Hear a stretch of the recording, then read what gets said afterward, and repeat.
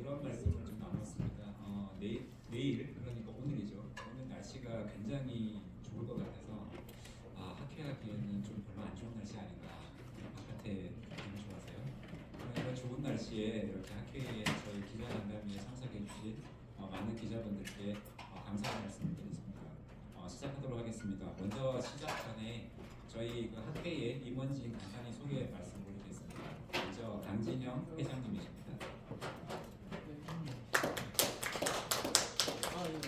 오홍균 이사장님이십니다. 저희 학술 이사님 있습니다. 그다음에 총무 이사님 인사드리겠습니다. 저는 오늘 사회를 맡은 홍보이사 송시현입니다. 오늘은 4개의 분야에 대해서 제가 그냥 이렇게 그 사회자로서 말씀드리면서 그 부분에 대해서 보충한 설명은 각자 맡으신 부분에 대해서 말씀드리도록 하겠습니다. 먼저 첫 번째는 참석하고 계시는 대한폐암학회의 국제학술대회입니다. 2025년 KALC 인터내셔널 컨퍼런스로서 오늘과 내일 양일 이틀간의 이 장소인 롯데호텔월드 잠실에서 이루어지고 있습니다. 랭귀지는 기본적으로는 영어를 사용을 하고 있고 약 한 700명 정도의 참석자가 같이 하고 있습니다. 참석자를 먼저 말씀드리면 저희가 그 국제학술대회로 진행을 하고 있기 때문에 총 한 605명 이상 정도가 사전 등록을 진행을 했었고 그 중에서 물론 한국에서 하니까 많은 분들은 한국 들어서 시작을 하시면 될 것 같고요. 총 21개 나라에서 연자와 그 다음에 좌장 그리고 참석자로 해서 있습니다.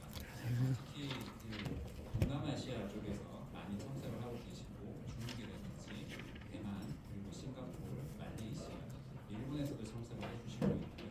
멀리에서는 미국에서도 다수 분들이 참석을 해주고 계십니다. 연자로서 영국에서도 참석을 하셨고 스위스에서도 같이 참석을 해서 같이 진행을 해주고 계십니다. 총 그 33개 세션에서 그 90개의 토픽을 가지고 진행을 했고 플래너리 세션이 2토픽스로서 진행을 하고 있고 이 굉장히 좀 작게 저희가 적어드려서 좀 불편하신 부분이 없지는 않겠지만 굉장히 다양한 부분에 대해서 최근에 화두가 되고 있는 이뮤노세라피라든지 아니면 그 분자 유전학적인 그런 병리적인 부분 또는 오전에 시행했던 팔리에이티브 케어라든지 호스피스 등에 대해서도 저희가 망라를 해서 진행을 하고 있습니다.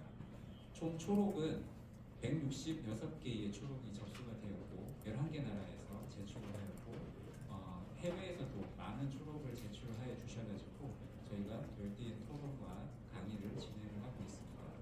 그리고 참석이 조금 불편할 수도 있는 그 비용이라든지 이런 것 때문에 동남아시아 분들에 대해서 해외에서 오신 분들에게 트래블 그란트를 저희가 해서 같이 참석에 대해서도 조금 더 도움을 드리겠습니다. 여기까지가 오늘 저희가 지금 현재 내일까지 진행하고 있는 그 2025년 대한폐암학회 인터내셔널 컨퍼런스에 대해서 말씀드리겠습니다. 혹시 이 부분에 대해서 학술이사님께서 조금 더 보충해 주실 말씀이 있으시면 부탁드리겠습니다.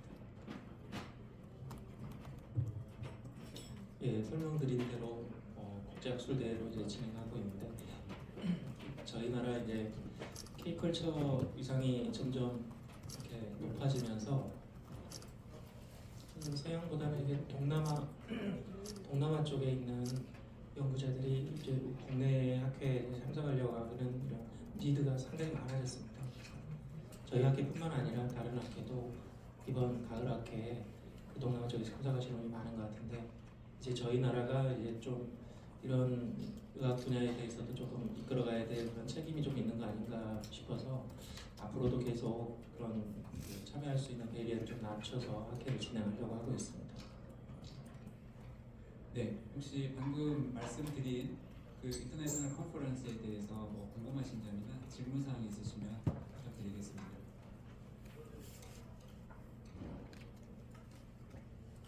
네, 마이크 좀.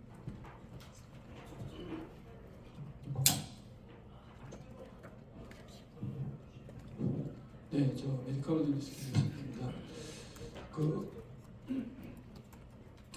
일단은 전체적인 그 발표 외국 분들의 발표 그 퀄리티가 어느 정도 되는지 그거 혹시 판단이 가능한 건지 가능하면 얘기를 좀 해주시면 좋겠고 그 다음에 지금 이제 국제학회 진행하면서 전체적으로 다른 학회들도 좀 어렵다는 얘기를 많이 하셔서 지금 국제학회 진행하시는 게 뭐가 좀 제일 어려우신지 얘기 좀 해주시면 좋겠고요. 그리고 아무래도 학술대회니까 이번 학술대회 전체적인 테마 중에서 새로운 부분에 대해서 소개를 따로 좀 해주실 게 있으면 그것도 간단하게 소개를 좀 해주셨으면 좋겠습니다. 네, 그 내용에 대해서는 혹시 학술 이사님 답변을 좀 부탁드리고 그 다음에 운영에 대해서는 조부 이사님께 좀 부탁드리겠습니다. 그 학술 대회 이제 연자들 퀄리티 이런 말씀하셨는데 이제 뭐 제가 연자를 섭외하는 기준이 뭐 여기 조금씩 변수가 있을 수 있겠지만 올해 같은 경우에는 저희가 내년에 폐암 관련해서 가장 큰 세계 학회가 세계 폐암학회라고 있는데요. 그 세계 폐암학회가 내년에 저희 나라 코엑스에서 개최를 합니다. 그렇다 보니까 내년에 오시고자 하는 좀 빅가이들도 좀 계시고 그래서 그 기존에 그 세계 폐암학회에서 발표를 좀 하셨던 분들 그리고 최근에 이제 그런 올해 세계 폐암학회에서 뭐 이렇게 연구 데이터들을 업적들을 이렇게 쌓으신 분들 위주로 사실 초대를 했습니다. 그래서 전부 다 100%다 그렇게 맞출 수는 없지만 3분의 2 이상은 이렇게 다른 타 학회, 국제학회에서 어느 정도 인정받는 분들 위주로 이렇게 해서 연자분들의 퀄리티는 뭐 역대 뭐 가장 높은 수준이지 않을까 뭐 이렇게 생각하고 있습니다.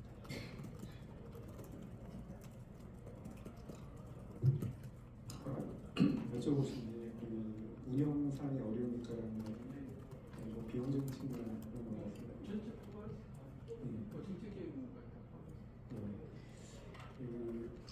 다행인지 어쨌든 이 폐암 분야에서 신약들이 잘 나오고 있고요.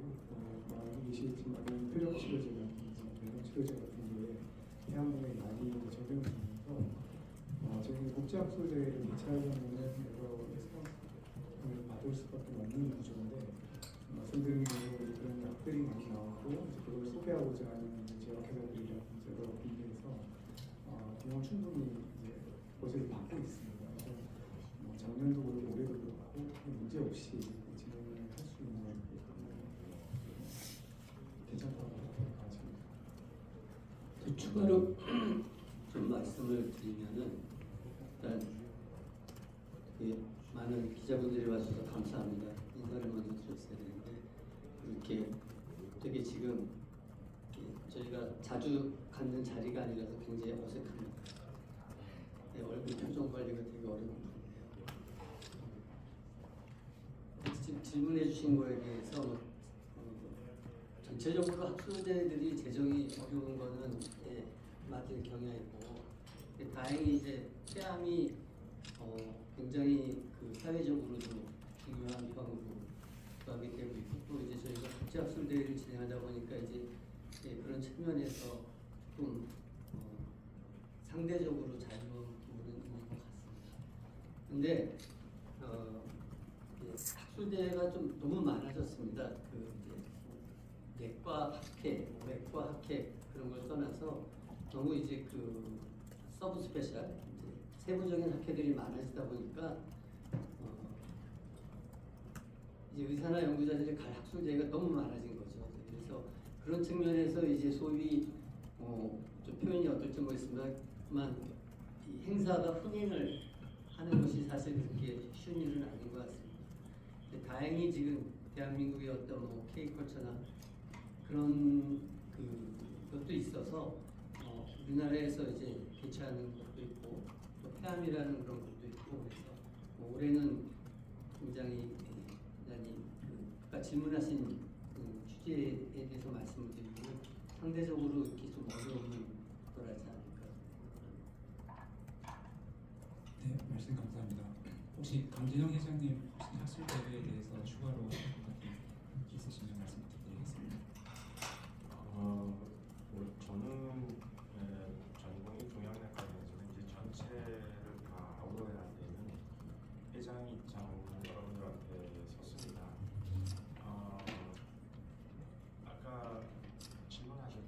학회가 점점 앞으로 어려워질 거라고 생각을 하고요. 아마 그런 뜻에서 질문을 하신 것 같은데, 그러기 때문에 이사장님이나 또 학술위원장님 또 총무이사님이 좀 더 내실 있는 학술대회를 좀 해봤으면 하고 해서, 사실 제가 객관적인 입장에서 굉장히 오래전부터 노력을 해왔다는 걸 말씀드립니다.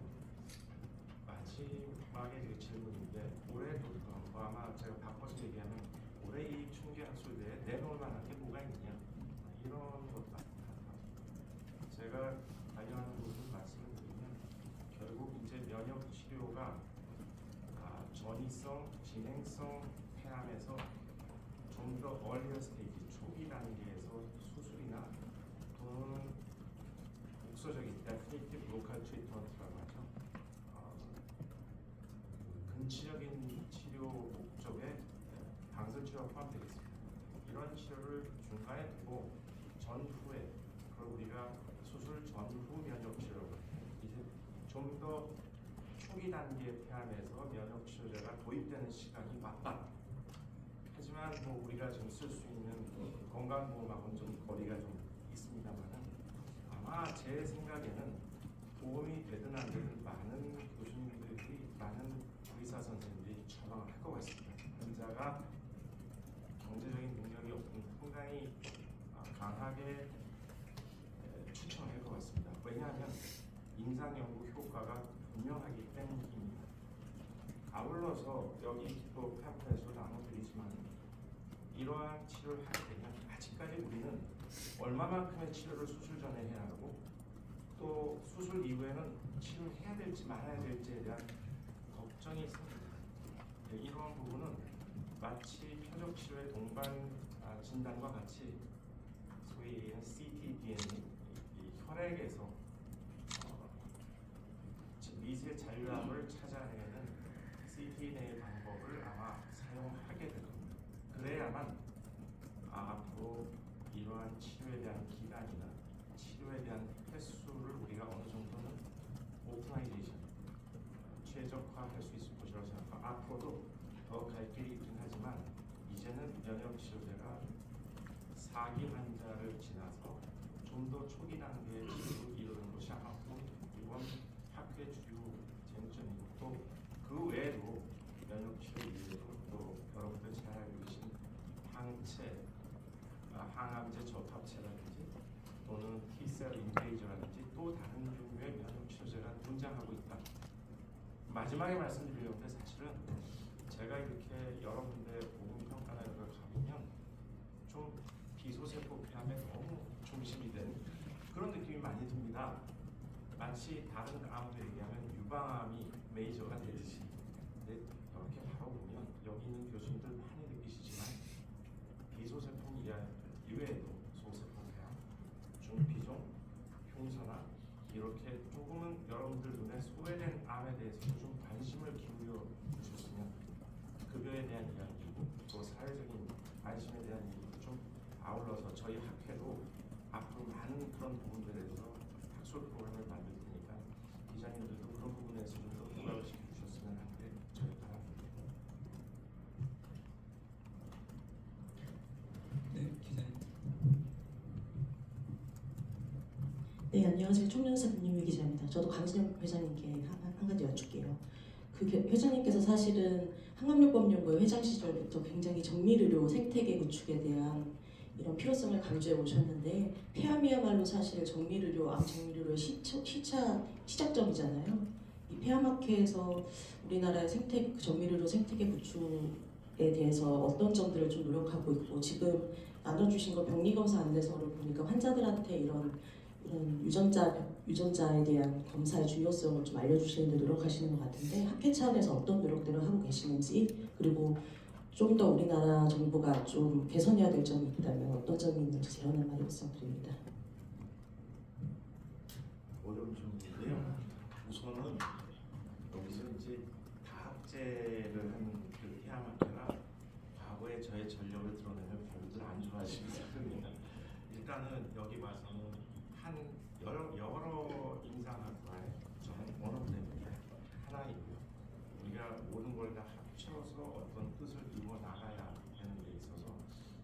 저희들이 앞으로 이렇게 좀 했으면 좋겠다라는 질문을 하신 것 같아요.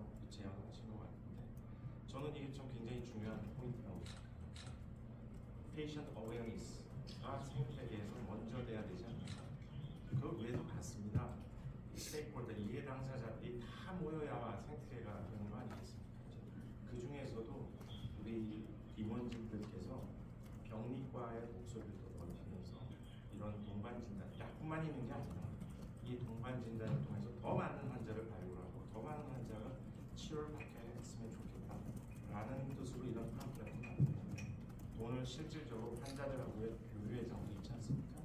이런 것들이 생태계를 만들어가는 하나의 시금석이라고 생각하시면 됩니다. 오늘 질문해 주신 내용 저희들이 잘 받아서 다음 내년 학술진에 그런 부분들을 분명히 반영하도록 제가 약속을 드리겠습니다. 저희 학회에서 하는 뭐 노력을 이제 질문해 주셨으니까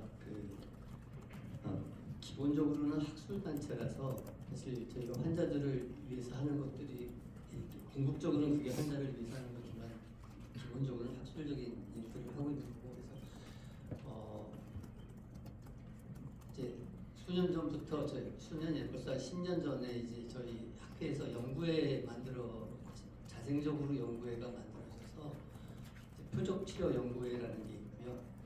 그리고 나서 종양면역다학계 연구회라는 게 또 생겼습니다. 그래서 저희가 대한폐암학회에서 이제 흉기학술대회, 그다음에 가을에 현재 국제학술대회 이렇게 진행을 하고 있는데 또 연구회에서들도 굉장히 활발히 활동이 이어지고 있습니다. 그래서 각 연구회마다 또 추계해서 이렇게 연구들을 하고 있습니다. 또 하나 저희가 열심히 하는 거는 이제 홍보 폐암에 대한 이제 올바른 지식을 전달하기 위해서 그러는데요. 그래서 저희 홈페이지에 보시면은 대한폐암학회 유튜브로 이동을 할 수 있는데 현재 한 80편 이상의 동영상이죠. 올려놨고 당연히 저희가 생각하는 그 객관적인 정보를 올려놔서 오늘 이따가 폐암의 날 행사도 하겠지만 정확한 정보를 갖다가 전달하는 노력을 하고 있습니다. 네, 추가로 강진영 회장님께서 방금 페이션트 어웨어니스에 대해서 말씀해 주셨는데 그런 부분과 연계해서 뒤에서 말씀드리는 환자의 날, 그 폐암의 날 행사가 있을 거고 그것과 연관되어 물론 학술 이사님이 준비해 주셨지만 아까 오전 세션에서 그 팰리티브 케어 그러니까 환자와 어떻게 같이 하느냐에 대한 세션이 있었습니다. 거기에서는 환자와 어떻게 교육을 하고 그 다음에 환자를 어떻게 같이 할지 그 다음에 환자를 나중에 어떻게 관계를 맺을지 그런 부분에 대한 그 세션도 있었기 때문에 그런 부분들을 다 연계선상에서 저희가 폐암학회에서 노력을 하고 있다 이렇게 이해주시면 될 것 같고요. 그 폐암학회의 더 발전을 위해서 오늘 이렇게 힘든 자리에 오셔가지고 열심히 잘 좀 홍보를 부탁드리겠습니다. 그러면 더 질문 없으시면은 다음 내용 넘어가겠습니다. 두 번째 내용은 아까 잠깐 말씀드렸던 그 2025년 폐암의 날 행사입니다. 저희가 아시듯이 그 코비드 19의 그 문제, 그 다음에 작년에 또 이런 상황 때문에 진행을 오프라인을 못 하고 있다가 온라인으로 진행을 좀 몇 년 동안 진행을 했었습니다. 그러다가 올해는 저희가 다시 그 폐암의 날 행사를 환우분들을 모시고 오프라인으로 오늘 지금 이 오후 시간에 이 패러럴 세션으로 이 학회와 같이 진행을 할 계획으로 있습니다. 프로그램은 일단 2시 반부터 이따가 옆에 그 에머랄드 룸에서 좀 이렇게 몇 가지를 세션을 준비를 하고 그 다음에 특별히 그 좀 이 오랫동안 잘 지내오시는 환우분 두 분을 모시고 그런 경험담이라든지 그런 부분에 대해서 좀 논의할 수 있고 같이 공유할 수 있는 그런 장을 좀 마련을 했습니다. 약 한 1시간 반 정도 시간 동안 진행할 예정이고 토픽은 폐암 이후의 삶으로 정했습니다. 그러니까 저희가 진단과 치료를 제공하고 그 다음에 또 환자의 분의 치료에 대해서 목적을 하지만 치료 이후에 어떠한 삶을 잘 지낼 수 있을까에 대해서도 같이 고민하는 주제로 한번 삼아봤습니다. 혹시 이 부분에 대해서 이사장님 잠깐 추가로 한번 말씀 주실 부분이 있으실지요? 대롱다 얘기는 네, 그 폐암의 날 행사가 제가 기억하기로는 한 10년 정도 된 이제 행사인데 말씀드린 대로 중간에 이제 그 온라인으로 바뀌어버려서 사실 좀 처음에 그런 그 목적이 좀 변색이 돼갖고 단순히 막 지식만 전달하는 그런 게 돼버려서 그게 아쉬워서 이제 올해는 다시 이제 대면으로 하기로 했습니다. 우리나라에 그 환호회라는 게 이제 여러 개 있는데요. 제일 잘하시는 잘 굴러가고 있는 데가 이제 유방암 환호회 비너스회가 제일 잘 운영이 되는 걸로 알고 있는데요. 폐암은 좀 상대적으로 그렇지는 못합니다. 그게 이제 흡연하고 관련돼 갖고서 스티그마라고 하나요? 그 폐암이 걸렸다는 것 자체가 뭔가 죄의식이 드는 그런 병 중에 하나로 돼 있어서 이제 그런 거를 갖다가 좀 양성화 이렇게 겉으로 드러내서 자기들의 환자분들의 고통을 저희가 나누고 이제 그런 게 목적이 되겠습니다. 그리고 폐암 환호회라는 게 있습니다. 실제로 저희가 환호회 회장님하고도 만나봤었고 단지 이제 이게 환자분이나 일반인들이 원하는 것과 이제 소위 전문가들이 생각하는 게 항상 일치하지는 않거든요. 상당히 평행선을 가고 있는 부분들이 있습니다. 예를 들면은 이제 비흡연자들의 이제 폐암 검진이라든지 그런 게 뭐 가족 중에서 폐암이 걸렸다거나 그러면은 그런 걸 필요성을 굉장히 강하게 느끼시지만 이제 학문적으로나 이제 그런 게 증거가 없는 상황에서 저희들이 그걸 다 같이 할 수 있는 그런 점들도 있고 그래서 그런 것들을 같이 이 대화를 통해서 이렇게 풀어나가는 것 중에 하나라고 생각합니다. 그런 면에서 이제 오늘 저희가 다시 대면으로 하는 폐암의 날 행사가 좀 중요성을 같이 갖고 있다고 말씀을 드릴 수 있을 것 같습니다. 혹시 이 행사에 대해서 기자분들께서 혹시 코멘트 해주실 부분이 있으면 말씀 부탁드리겠습니다. 제가 그 하나만 좀 덧붙이겠습니다. 그 오늘 하는 그 폐암 이후의 삶에 대해서 기자님들한테 부탁하고 싶은 것은 저희들이 진료실에서 환자를 보고 이 환자들이 이제 중증 혜택이 이제 5년이 지나지 않습니까? 네, 그리고 난 이후에 환자들의 삶을 제가 직접 조사해 본 적은 없습니다. 제가 아는 한은 우리가 치료를 하고 보험에서 이분들을 도와드리고 하는 부분은 진정한 사회의 복귀입니다. 폐암 환자들이 얼마만큼 지금 사회에 복귀를 하고 있는지 그 복귀에 대해서는 제가 조사 안 해서 모르지만 그렇게 높지는 않아 보여요. 그 이유는 사회적인 인식. 그다음에 조금 전에 이사장님 말씀하신 대로 내가 잘못해서 생긴 이게 혹시 직장 가서 누가 되면 어떡하지? 약간 이런 부분들이 여러 가지가 복합적으로 있는 것 같습니다. 좀 사회적으로 이런 인식의 제고를 위해서 좀 좋은 글을 써주셨으면 하는 것도 저희 학회의 바람이기도 하거든요. 이 재활도 있고 여러 가지 문제도 있지만 우리가 가장 이 치료하는 이유는 노동력의 손실이 좋은 보험이나 좋은 치료를 통해서 이루어져서 다시 그분들이 사회에 들어가서 온전한 사회 활동을 할 수 있도록 하는 것이 목적 아니겠습니까? 이런 부분에서 좋은 글을 써주셨으면 좋겠습니다. 네, 아까 그 오전 세션에 그 뭐 환자와의 이렇게 관계 설정, 그 팔리에이티브 케어 뭐 이런 세션이 있다고 그랬는데 기사를 쓰셔야 되니까 그 세션 제목이 파트너링 포 라이프입니다. 그러니까 삶에 대한 이야기를 하려고 하는 거죠. 그러니까 의사도 있고 간호사도 있고 뭐 환자도 있고 그 파트너십을 맺는 그래서 이제 인생을 설계하는 뭐 이런 주제로 해서 세션 제목이 이제 파트너링 포 라이프로 해서 그 영국의 연자하고 뭐 우리나라 서울대 김유정 쌤하고 호주 연자하고 호주 분은 이제 그 간호사셨고 그래서 어찌됐건 이렇게 한번 미팅도 했고 또 내년 세계폐암학회 관련해서 이분들이 또 오실 거라 그때는 이제 우리나라의 그 종양 관련해서 근무하는 종양 전문 간호사들 그러니까 같이 좀 이렇게 미팅을 좀 같이 하면 좋겠다라고 환자분이 개인적으로 또 이야기해 주신 것도 있고 해서 그 간호사도 같이 초대해서 하는 그런 세션을 또 좀 해볼까 그렇게 좀 생각을 하고 있습니다.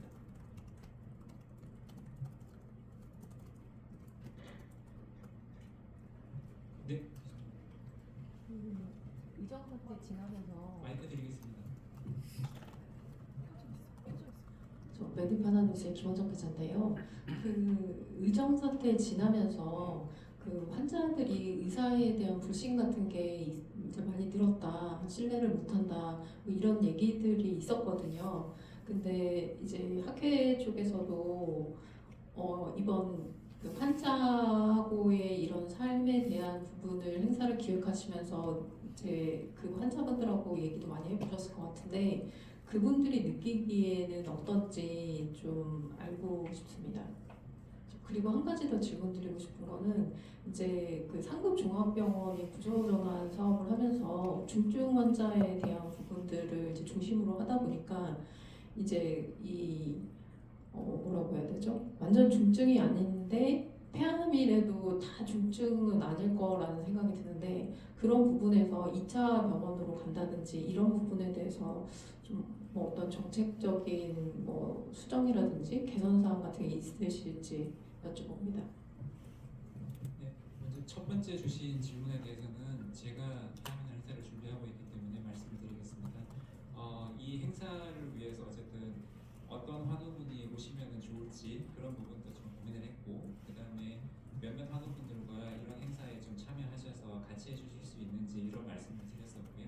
근데 그런 과정 중에서 물론 이제 말씀해주신 여러 가지 그동안에 좀 상황이 있긴 했지만 저희가 뭐 환자분과의 관계에 있어서 특별한 문제가 있거나 그렇지는 않았고요.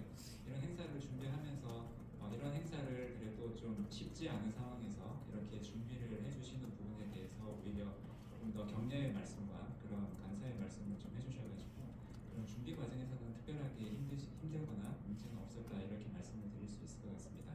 두 번째 부분은 제가 조금 부족한 부분이라서 혹시 그 회장님께서 말씀이나 주실 수 있는지. 이건 정책적인 상황이라서 저희들이 언급을 해야 되나 싶은 생각이 좀 있어요. 그 일단 폐암이 그러니까 그 의정 사태에 있어서도 폐암 자체는 진료가 그렇게 뭐 늦어지거나 그게 많지는 않았던 걸로 저는 알고 있거든요. 저는 서울대학교 병원에서 근무하고 있는데 수술이 약간 늦어진 건 있었습니다. 이제 수술장에서 항상 마취과가 모자라서 근데 전체적으로 봤을 때는 이제 말씀하신 대로 이제 그 상급 종합병원 구조전환하면서 이제 경증 질환들을 줄이고 이제 상급 종합병원에서 오히려 이제 중증 질환 쪽을 더 강화하는 정책들을 폈는데 암은 기본적으로 중증 질환으로 되어 있거든요. 이제 거기에 따라서 이제 복합 질환으로 이제 그 중증도 경증도를 또 따지기 때문에 병원에서 사실 열심히 한 거는 질병 메디컬 레코드에 입력해야 되는 것들을 의사들이 되게 많이 빠뜨리거든요. 그 동반 질환이 있는데도.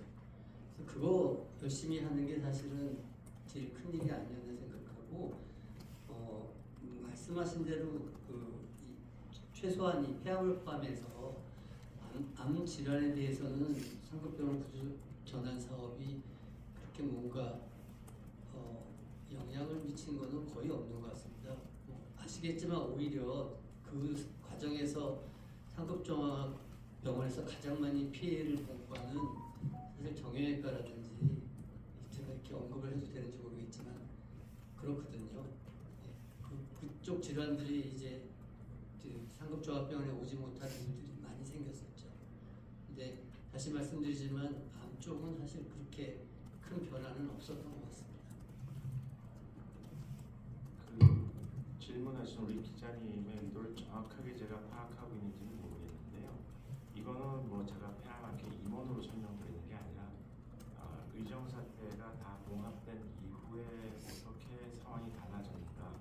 지금 말씀하신 대로 좀 더 중증 질환으로 가고 있지만 실질적으로 치료에 대한 패턴의 변화는 그리 없는 게 사실입니다. 하지만 달라진 부분이 있다면 병원마다 틀릴 것 같아서 제가 말씀을 아꼈는데, 이번 전담의들이 이제 메인 바디로 병동에서 등장하면서 병실에 대한 TO제라고 할까요? 딱 정해져 있는 거.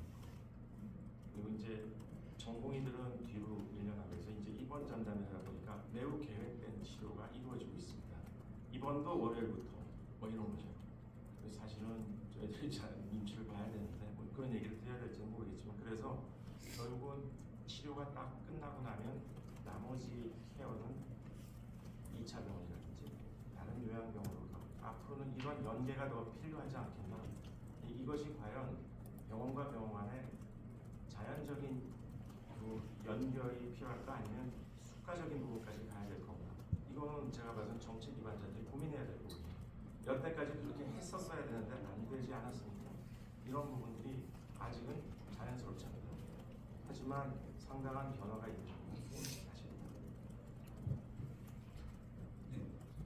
그 환자 프로그램 얘기가 나와서 말인데, 지금 사실은 전 세계 학회들이 완화 의료에 대한 중요성을 굉장히 중요하게 생각하고 있고, 폐암에서도 사실 완화 의료의 조기 도입이 환자의 생존율을 높이는 데도 효과가 있다라는 연구들도 속속 발표되고 있는데, 우리나라는 완화 의료를 적용하기에는 조금 수가나 이런 면에서 미흡한 점이 있지 않나 싶은데, 혹시 폐암 쪽에서는 완화 의료의 적용이나 또 학회 차원에서는 완화 의료를 얼마나 좀 중요하게 여기고 있는지 이런 점을 좀 들을 수 있을까요?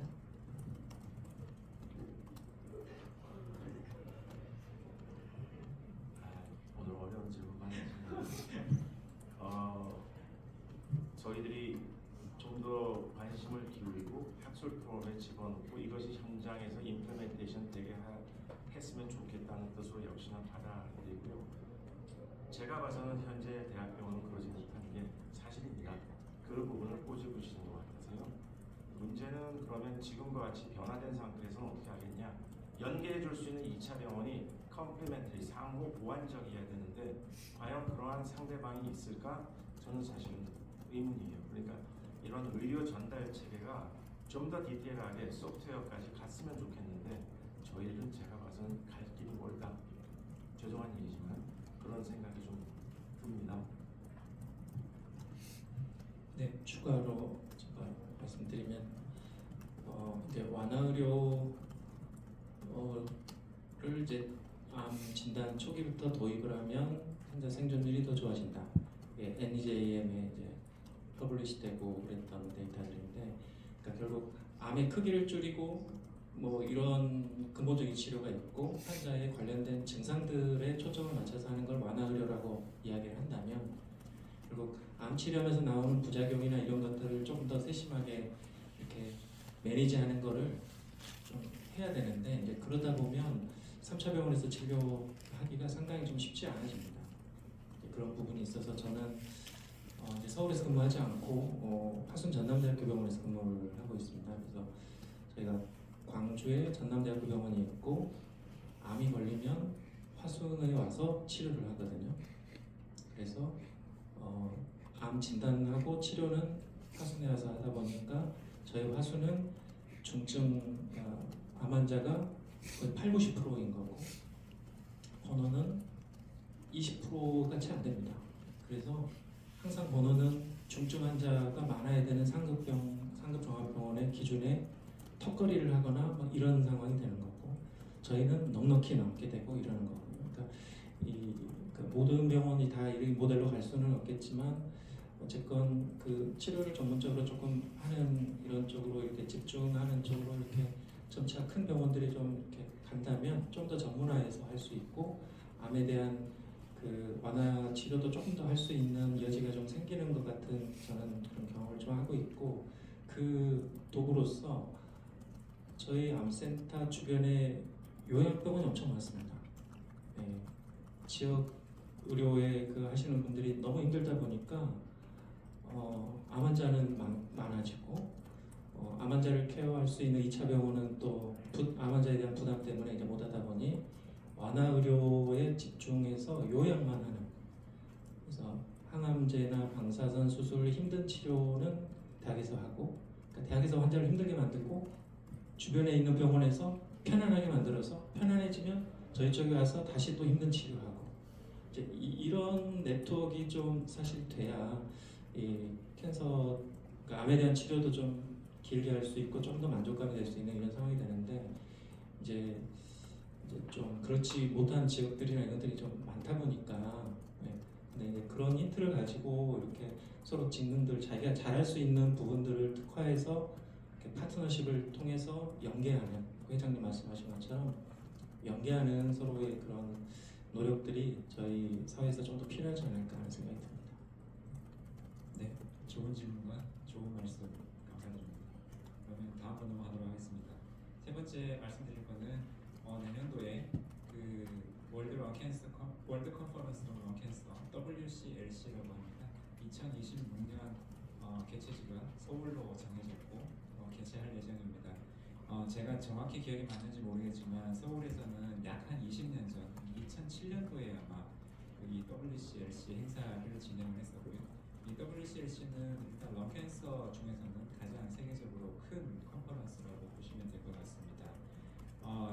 전에 그 저희 대한폐암학회 이사장을 역임하셨던 그 안명주 선생님께서 그 코체어로서 지금 현재 다른 세 분들과 국제적인 세 분들과 함께 이 WCLC를 준비하고 있고 내년 9월 12일부터 15일까지 코엑스에서 개최할 예정입니다.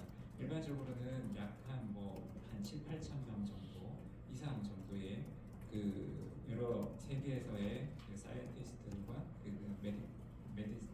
닥터들이 참여를 해서 진행을 하고 있습니다. 이번에 그 바르셀로나에서 개최했던 2025년 WCLC에서 저희가 보고를 했고 이러한 규모 정도로 진행을 할 것으로 생각을 하고 있습니다. 시간이 많지는 않아서 일단 이렇게 말씀을 드리도록 하고요. 그 마지막에는 그 저희가 한번 배포해드렸던 폐암 환자를 위한 격리 검사 안내서 제작을 하고 배포 예정입니다. 이 부분은 아무래도 그동안에 그 이런 폐암 학회도 그렇고 많은 학회들에서 진단 이후의 치료 과정 등에 대해서 위주로 해서 많은 세션들을 준비를 했고 하지만 점점 아까 말씀하신 맞춤형 치료라든지 이러한 부분이 중요해지기 때문에 점점 그 아시듯이 병리 분야가 계속 중요해지고 있고 이를 위해서는 중요해지는 병리 분야에 대해서 환자분들의 이해도가 높아져야만 같이 치료에 참여할 수 있는 그런 필요성이 느껴졌기 때문에 이렇게 병리 검사 안내서를 좀 제작을 하였고 이렇게 링크라든지 이런 걸 해서 환자분들께 조금 더 에듀케이션이라든지 그런 부분들을 알릴 수 있는 부분에 대해서 준비를 했습니다. 제가 말씀드릴 수 있는 부분은 여기까지이고요. 혹시 이 뒤쪽에 두 가지에 대해서 간단하게 말씀 주실 부분이 있으면 말씀해 주십시오.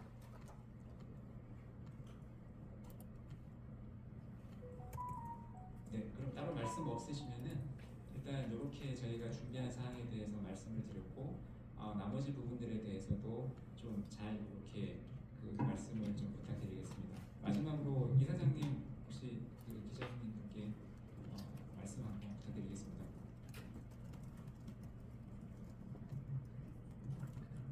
네, 아까 모두에 말씀드렸듯이 저희가 이렇게 기자분들하고 만나서 얘기하는 게 흔한 일이 아니라서 되게 조심스럽기도 하고 그렇습니다. 저희 같이 오신 회장님이야 이사님들께서 현재 상황이나 이제 질문에 대해서 말씀을 해주셔서 잘 이해해 주시고 기사를 좀 좋은 기사를 써주시면 좋겠습니다. 감사합니다. 네, 그럼 이 바쁘신